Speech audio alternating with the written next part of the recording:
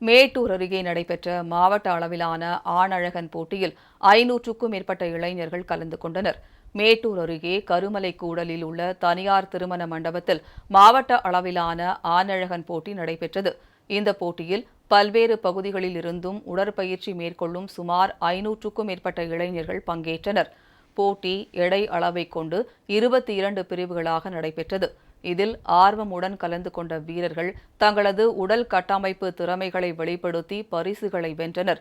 ஒவ்வொரு எடை பிரிவிலும் முதல் 3 இடங்களை பிடித்த வீரர்களுக்கு பதக்கம் மற்றும் பரிசுகள் வழங்கப்பட்டது.